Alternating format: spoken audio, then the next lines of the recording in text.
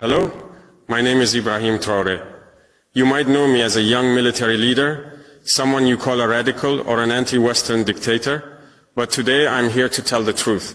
I'm speaking directly to big news companies like CNN, BBC, France 24, New York Times, Washington Post, The Guardian, and Le Monde. I'm watching you. I'm keeping track of every lie you tell, every story you twist, and every truth you hide. This time, you can't turn off my voice. You can't shut off your cameras or edit my words. The world you used to control is gone. Millions of people will hear me now, without your filters, without your lies. I'm 34 years old. I grew up hearing your stories about Africa. As a child, I watched your news on TV. The pictures were always the same. Hungry children with flies on their faces, dry lands, wars and death. You told us this is Africa. You made us feel ashamed of our home, our people and our land. We believed you because we were young and didn't know better. But as I grew older, I started to read, ask questions and learn. I realized the Africa you showed us wasn't real. It was a story you made up. You wrote a script for us, and it was full of lies. The false story of Africa. You, the big news companies, have shown Africa in a bad way for years. You make it look like Africans are not human, like we are wild people who can't take care of ourselves. You show us as poor, helpless and lost, waiting for you to save us. Every day your TV screens and newspapers talk about hunger, war, sickness, corruption, terror and chaos. These are the only words you use for Africa. You never talk about hope, success, growth, strength, honor, pride or victories. Why? Because those words don't fit the story you want to tell. Let me ask you, have you ever made Africa's successes your big headlines? Have you told the world about Rwanda's amazing technology growth? Have you shown Ethiopia's huge project to plant millions of trees? Have you praised Botswana for its strong democracy?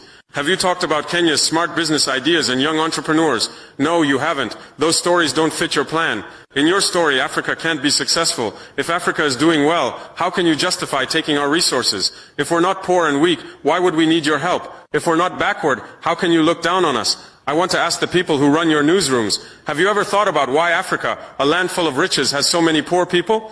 Let me give you some facts, real numbers that show the truth. Africa's wealth and poverty. Africa has so much wealth, but our people don't see it. Here are some examples. Cobalt. Africa has 70% of the world's cobalt. Cobalt is used in your cell phones, computers, and electric cars. Most of it comes from Congo, but the people in Congo can't afford phones or computers. Why? Platinum. Africa has 90% of the world's platinum. Platinum is used in car parts, electronics, and medical tools. It comes from South Africa, but South Africans struggle with unemployment and poverty. Gold.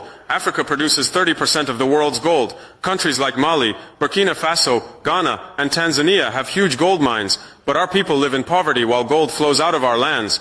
Diamonds. Africa supplies 65% of the world's diamonds. Countries like Botswana, Angola, Congo, and Sierra Leone produce billions of dollars worth of diamonds. But miners in those countries earn just $1 a day. Uranium. Africa has 35% of the world's uranium, which powers nuclear plants. Niger, Namibia, and South Africa produce it. Your cities, like Paris, have electricity because of our uranium, but our villages stay dark. You ask, why is Africa poor? That's the wrong question. The real question is, how is Africa kept poor when it's so rich? The answer is simple. Colonialism never ended. It just changed its face. How colonialism continues. In the past, you came to Africa with armies and took our lands. Now you come with companies and contracts. You used to rule us with whips and guns.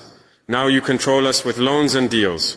Let me give you examples with names, numbers and facts. Lancor. This is a Swiss company that mines cobalt in Congo. In 2022, they made $256 billion in revenue.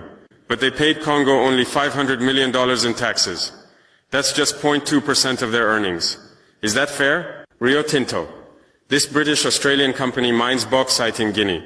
They take out 20 million tons every year. What does Guinea get? Pollution and sickness. Total Energies. This French oil company works in Angola, Nigeria, and Congo. In 2022, they made $36 billion in profit. But they leave behind old, dirty pipelines and poor communities. Anglo-American. This company started in South Africa but is now based in London. They take diamonds, platinum and iron. What's left in South Africa? Millions of unemployed miners. These are just a few examples. There's more you don't see. Secret deals, hidden bank accounts and tricks to avoid taxes. Every year, $88 billion leaves Africa illegally. That's money stolen from our people. You write about the $45 billion in aid that comes to Africa, but you don't talk about the wealth that leaves. Africa isn't receiving aid, it's giving aid to the world. The system that keeps Africa poor. There's a system that keeps Africa poor, and it works like this. Create corruption. You bribe our leaders. You give them secret bank accounts and promise them a fancy life. You send their children to your schools. In return, they sell our resources to you. Make unfair deals. You get long contracts, 50 years, even 99 years to take our resources. You ask for tax breaks and ignore rules about protecting the environment or workers' rights. Control infrastructure. You take over our ports, airports and railways, but only to move resources from mines to ships. You don't build roads for our villages or bring electricity to our schools. Provide security. You set up private security companies and arm them. If people protest, you call them rebels or terrorists. Silence the media. You pay local journalists to stay quiet. You stop voices that speak against you. You show the world only the bad news about Africa, like wars and unrest. This system has been working for over 100 years. You, the big news companies, are part of it. Your biggest advertisers are the same companies that take Africa's resources, oil companies, mining companies and arms dealers. You take their money, so you protect their interests. The truth about France, Britain, America and China. Let me tell you about the systems used by powerful countries to control Africa. France and the CFA France. 14 African countries still use a currency controlled by France called the CFA France. Half of these countries' money is kept in the French treasury. France charges us to use our own money. Every year, $500 billion in resources flows from Africa to France. When France gives $10 billion in aid, you make it big news. But you don't talk about the $500 billion they take. Britain and money laundering. London is the world's center for hiding stolen money. Africa's wealth is moved through places like Jersey, Guernsey, the Cayman Islands and the Virgin Islands, all controlled by Britain. You don't write about this. America and military control. The US has 46 military bases in Africa through its Africa Command. They say it's for security, but it's really about controlling our resources. Drones fly over our skies every day watching us. They say they're fighting terrorists, but they target leaders who stand up for Africa. China's new game. China says they want to help Africa by building roads and giving loans, but in return they take 99-year contracts for our ports, mines and farmland. Countries like Sri Lanka and Zambia are now trapped in debt to China. Is this really win-win? You don't write about these things because you're not free. You're controlled by billionaires. Jeff Bezos owns the Washington Post. Rupert Murdoch controls Fox News, the Wall Street Journal and the Times. Carlos Slim, a Mexican billionaire, is a major shareholder in the New York Times. These people didn't get rich by helping Africa. They got rich by exploiting places like Africa and Latin America. Your editors come from elite schools like Harvard, Yale, Oxford and Cambridge. They share the same ideas and biases. Your reporters in Africa often don't speak our languages, like Swahili, Hausa, Yoruba or Amharic.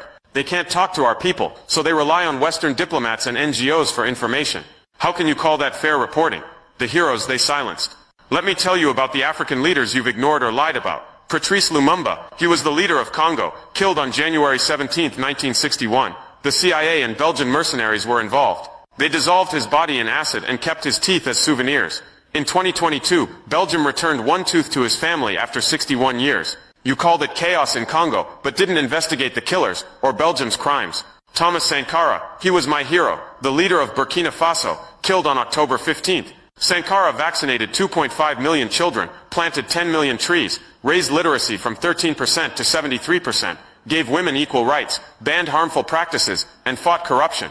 He refused to pay Africa's unfair debts to the West. France supported his killer, Blaise Compaoré. You called it a military coup, but didn't tell the world about Sankara's dreams or successes. Muammar Gaddafi. Yes, he was a dictator, but he did a lot for Libya. Under him, Libya had a high income, free healthcare, free education, and cheap fuel. He built a huge irrigation project to make the desert green. His biggest dream was a united Africa with its own bank and currency. He was killed on October 20th, 2011, after NATO attacked Libya. Hillary Clinton laughed about it. Now Libya has 3 governments, civil war, and even slave markets. You call this democracy? These leaders were killed because they stood up for Africa. They wanted us to control our own wealth and future, but you didn't tell their stories. You called them dictators, or said their countries were chaotic. You didn't show their successes, or ask who was behind their deaths. Africa is rising. I'm speaking today because it's time for the truth. The world you controlled, where you could hide Africa's story, is gone. People are waking up. We're tired of your lies. We're tired of being shown as poor and helpless. Africa is rich, not just in resources, but in people, ideas and strength. We're building our future, and we won't let you write our story anymore. I know speaking out is risky. Telling the truth might cost me my life, like it did for Lumumba, Sankara, and Gaddafi. But I'm not afraid. Africa is rising, and we need everyone to join us. If you're inspired by this message, share it, talk about it. Tell the world the truth about Africa. Support leaders who fight for our people, like I'm trying to do in Burkina Faso. Together we can change the story. We can show the world who we really are, not the Africa you see on CNN or BBC, but the real Africa, full of hope, pride and power. Thank you for listening. Let's make Africa's voice heard. Let's build a future where our children aren't ashamed of who they are. Africa is rising. Be part of the change.